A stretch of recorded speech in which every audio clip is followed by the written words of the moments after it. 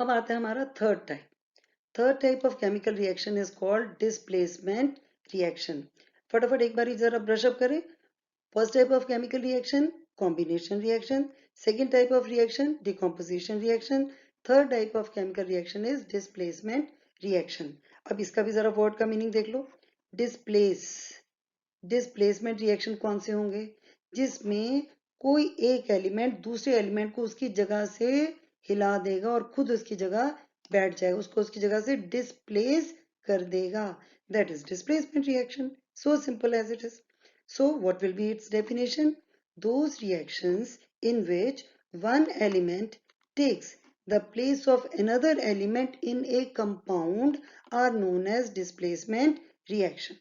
ये भी आपने एक्टिविटी 8th क्लास में करी थी. कॉपर सल्फेट किस कलर का है? ब्लू कलर का होता है.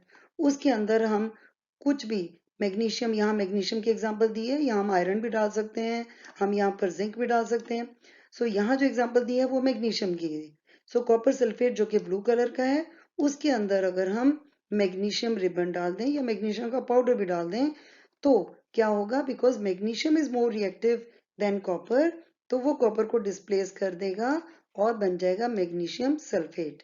और कॉपर बेचारा क्योंकि डिस्प्लेस हो गया, यहाँ से हिला दिया गया, तो कॉपर जो है वो, ये देखो रेडिश ब्राउन कलर का होता है ना कॉपर, आपने घर में तारें देखी होंगी रेडिश ब्राउन कलर की, वो कॉपर नीचे सेटल हो जाता है. अब आप देख रहे हो ये ब्लू कलर है कॉपर सल्फेट, और यहाँ ब्लू है ही नहीं, व्हाइट है. क्यों? क्योंकि यहाँ कॉपर सल्फेट था, वो ब्लू कलर का होता है तो इसका कलर है ब्लू. यहाँ पर बन गया मैग्नीशियम सल्फेट. अब मैग्नीशियम सल्फेट का कलर क्या है? इट इज कलरलेस, इसलिए सॉल्यूशन होगी कलरलेस. आई थिंक अब आप रिलेट कर पा रहे होगे फर्स्ट वीडियो के हिसाब से कि केमिकल रिएक्शन हुआ है कि नहीं हुआ है. उसके कई कैरेक्टरिस्टिक्स होते हैं, उनमें से एक कैरेक्टरिस्टिक यही था कि when there is change in colour of the product we can say chemical reaction has taken place. ठीक है ना? So let us hurriedly brush up. Till now we have studied, in the starting we have already seen that in your textbook there are 5 different types of chemical reactions: combination reaction, decomposition reaction, displacement reaction, double displacement reaction and oxidation reduction reaction. Till now we have completed combination reaction and decomposition reaction. Now the third type of reaction which you have just now gone through the PPT, it is displacement reaction. There you had studied that those reactions in which one element takes the place of another element in a compound are known as displacement reaction. Basically आपको क्या समझना है कि जैसे आप sports होते हैं आपके स्कूल में, तो ऐसे वो विक्ट्री स्टैंड बना होता है ना, इस तरीके से विक्ट्री स्टैंड पे यहाँ फर्स्ट वाला बच्चा खड़ा होता है जो फर्स्ट आता है, यहाँ वो बच्चा खड़ा होता है जो सेकंड आता है, और यहाँ पर थर्ड. इसको गोल्ड मेडल मिलता है, इसको सिल्वर मेडल, इसको ब्रॉन्ज. सपोज आपकी क्लास में एक बच्चा है who always comes first in the class. फिर बीच में नया सेशन स्टार्ट होता है, न्यू बच्चे एडमिशन हो गया आ जाते हैं. तो this child when the race is there 100 metres और 200 metres, this child is very confident. He knows yes मैंने तो हमेशा फर्स्ट ही आता हूँ, मैं तो हमेशा ही फर्स्ट आऊँगा. लेकिन सडनली जब रेस होती है अचानक देखता है कोई और बच्चा उससे ज़्यादा तेज भागता है. There is another child who is taking less time, who is faster in running than this first child. So that means this child, if he runs faster than this, he will displace this child from this place. कब displace करेगा? If this runs faster than the boy who used to come first, then this boy who used to come first will be displaced to second place. That is what happens in the displacement reaction. So displacement reaction अगर आप simple तरीके से जानना चाहो तो displacement reaction में क्या होता है? A more reactive element displaces the less reactive element from its compound. ठीक है? तो अभी आपने जो इक्वेशन अपने पीपीटी में देखी थी वो क्या थी? Mg plus CuSO4 gives MgSO4 plus Cu. इसका मतलब एटलीस्ट इतना तो आप समझ गए हो कि अगर Mg ने Cu को डिस्प्लेस कर दिया that means Mg must be more reactive then Cu. अब हमारे पास देखो कितनी सारी इक्वेशंस हैं। अब हमें पता लगाना है कि क्या ये एलिमेंट इसको डिस्प्लेस कर पाएगा। Will iron be able to displace copper? Can zinc displace iron? Can iron displace zinc? तो ये तो उल्टा पुल्टा सिचुएशन होगी, vice versa. Whether zinc can displace iron और iron can displace zinc. So similarly इन सारों में बड़ा कन्फ्यूजन है, कैसे करें कि कौन सा एलिमेंट किसको डिस्प्लेस करेगा। उसके लिए बहुत ही बढ़िया से एक रिएक्टिविटी सीरीज जो है वो हमारे पास है, रिएक्टिविटी सीरीज ऑफ मेटल्स। इस रिएक्टिविटी सीरीज में इस तरीके से metals, you must be recognising their symbols, potassium, sodium, calcium, magnesium, aluminium, zinc, iron, lead, hydrogen, copper, mercury, silver, gold and platinum. I hope you can see all the metals till the platinum one. Yeah. So अब इसको याद करने का तरीका, ऐसे तो बड़ा मुश्किल आपको लग रहा होगा, ये 11th-12th के बच्चों को तो अच्छे से रटा हुआ होता है, बट स्टिल अभी हम स्टार्ट कर रहे हैं तो आप सोच रहे होंगे कि कैसे याद रखेंगे। तो इसके लिए हम बहुत बढ़िया सा निमोनिक, बच्चे पहले से भी जानते होंगे, so I will be just repeating that mnemonic only. तो एक बार आपने वो निमोनिक देख लिया तो आप सीखते सीखते आप मज़े मज़े भी कर सकते हो। That is the best thing about science subject, that you can just enjoy and simultaneously you can study also. So बड़ा इंटरेस्टिंग सा निमोनिक आप इसमें करोगे। केदार नाथ, केदारनाथ जानते हो ना, केदारनाथ का माली आलू, आजकल तो आप ऐसी इंग्लिश लिखते हो, केदारनाथ का माली आलू ज़रा फीके, नमक कम सा होता है उसमें, मिर्ची भी कम होती है, फीके पकाता है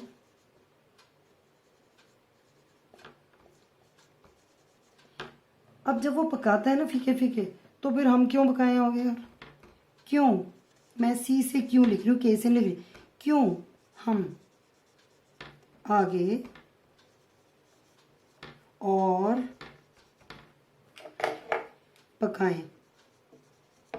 जब वो पका ही रहा है तो फिर हम आगे क्यों पकाएं? So this is how it will become very very easy for you people to learn the reactivity series of metals. ठीक है, कैसे?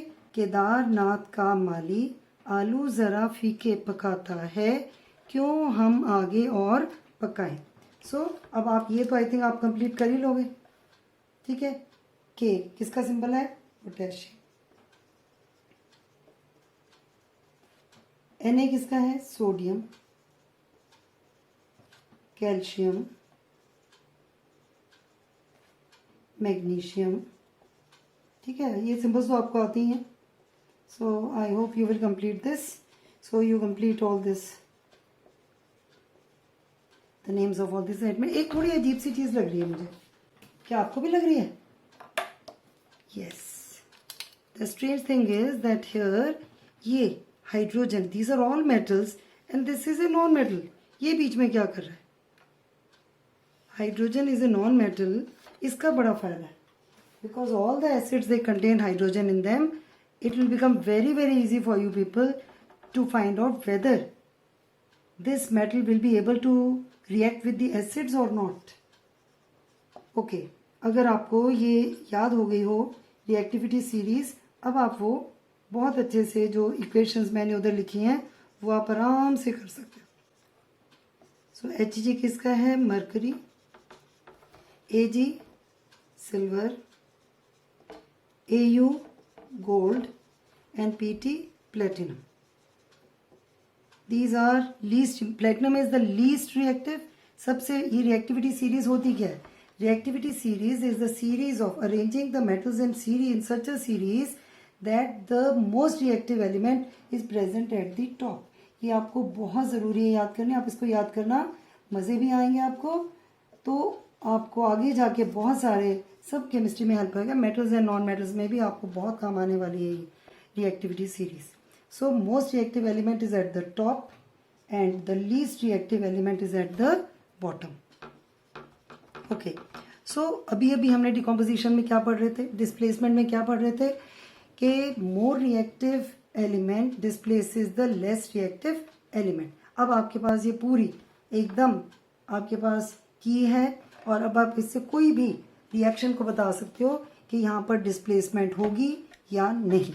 Okay, so let us see on the basis of that reactivity series.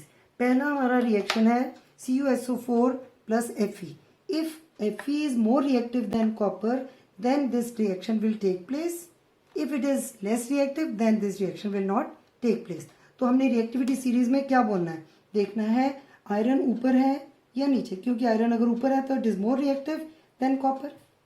So let us see here reactivity series. Iron, place of iron and copper. Iron is above copper. That means iron is more reactive. So more reactive element will displace a less reactive element from its compound. So yes, here iron will displace copper and it will become ferrous sulfate. और copper अलग रह जाएगा. This question is also there in your textbook. And this is a very common question. Why does the color of copper sulfate change when iron nails are put in it? Why so? Because the color of copper sulfate you all know very well. ये तो आप 7th class से activities करते आ रहे हो. Color of copper sulfate is blue.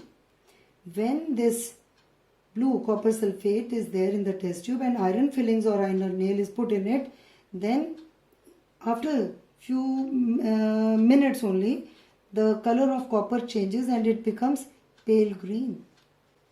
During one period only you will be able to see the color becomes pale green and a reddish brown powder like substance is there below the test tube. So वो question है, why does the color of iron sulfate change? Why does the color of test tube change when iron nails are dipped in copper sulfate? Copper sulfate is blue in color, iron displaces copper and the color becomes pale green because now ferrous sulfate is formed. So displacement reaction में this is more reactive and it will displace copper. Let us see the case of ferrous sulfate and zinc. Immediately after some time you will be able to learn these reactivity series. Now the compound is iron sulfate and zinc is put in it. Iron sulfate is there, zinc is put in it. Do you think zinc will be able to displace iron? Of course, because zinc is more reactive than iron. So it will displace iron and zinc sulfate will be formed. ये आपके metals and non metals में reactivity series वाला है, practical भी आएगा. And iron. अब इनके जो colors होंगे, those colors will change. ये pale green है, ये colorless है, so the color of the solution will change from pale green to colorless. ये देखो जरा, zinc sulfate and iron. Test tube में ऑलरेडी जिंक सल्फेट है, उसमें हमने डाला आयरन. ये जिंक सल्फेट है, जिंक सल्फेट जो है यहाँ है, आयरन डाला उसके अंदर. Will iron be able to displace zinc? No. Why? Because iron नीचे है रिएक्टिविटी सीरीज में. नीचे होने का मतलब है it is less reactive than zinc. So iron will not be able to displace zinc. If iron will not be able to displace zinc, तो you will write no reaction. What will you write? You will write no reaction. So कितना आसान हो गया displacement reaction. बस एक आपको reactivity series याद करनी है और उसमें भी कोई मुश्किल नहीं, इतनी इंटरेस्टिंग सी तो है रिएक्टिविटी सीरीज. उसको याद करो, बस उसको फटाफट एग्जाम में ऐसे ठक ठक ठक ठक करके लिख लो और आपको पता लग जाएगा कि ये इसको डिस्प्लेस कर सकता है या नहीं. Okay, now you tell me. अब आपको खुद आपके लिए मैं छोड़ रही हूँ. आपको ये इक्वेशंस पूरी करनी है कि लेड और कॉपर में कौन ऊपर है. Lead. Okay, let me do it for you. I will give you more after the completion of this lesson. I will be giving you more assignments where you can practice. PbCl2 and Cu will be displaced. Fe, और ये मैं आपको बताया था कि acids को कौन से मेटल्स डिस्प्लेस कर सकते हैं. कौन से मेटल्स? ये सारे metals which are above hydrogen जब भी किसी एसिड में डालेंगे they will all react with that acid and displace hydrogen because they are more reactive than hydrogen. But these metals, ये copper, mercury, silver, gold, platinum, these will not react with acids. So यहाँ क्या बनेगा? FeCl2 plus H2. यहाँ पर Ag, copper और Ag में देख लो, ये लेस रिएक्टिव वाला है. कॉपर ऊपर है, Ag नीचे है. सो यहाँ सॉल्यूशन क्या है हमारे पास? Silver nitrate. सिल्वर नाइट्रेट है, उसमें कॉपर डाला, चाहे वो लेस रिएक्टिव है लेकिन इससे तो ज़्यादा ही है ना। सो सिल्वर नाइट्रेट में कॉपर डालेंगे तो नेचुरली कॉपर उसको डिस्प्लेस करेगा। सो क्यूप्रिक नाइट्रेट प्लस सिल्वर। अब ये बड़ी इंटरेस्टिंग इक्वेशन है, ये आपके आगे भी काम आने वाली है। फेरिक ऑक्साइड में एल्यूमिनियम, अब Fe2O3 और एल्यूमिनियम यानी आयरन है और एल्यूमिनियम है। आयरन का कंपाउंड है, क्या एल्यूमिनियम उससे ज़्यादा रिएक्टिव है? अगर ज़्यादा रिएक्टिव है तो रिएक्शन होगा, कम रिएक्टिव है तो नहीं होगा। ये देखो एल्यूमिनियम आयरन से ऊपर है, so aluminium will displace iron and it will form aluminium oxide plus iron. This is a very very important equation, ये आपको आगे भी जाके काम आएगी। This is called as thermite equation, thermite reaction. अभी तो ये आपको थर्ड लेसन में फिर से आएगा और रीजन उसका यही है, this is a type of displacement reaction. I think अब इसके बाद तो आपको लग ही नहीं रहा होगा कि हम पढ़ाई कर रहे हैं। We are just playing a game, we are just playing a riddle, और उसकी ट्रिक है और उससे आप अगर करोगे तो आपको डिस्प्लेसमेंट रिएक्शन में बिल्कुल एक्सपर्ट हो जाओगे। And I am very sure exam में कम से कम 1 या 2 क्वेश्चन इस डिस्प्लेसमेंट रिएक्शन के बेसिस पे जरूर आते हैं।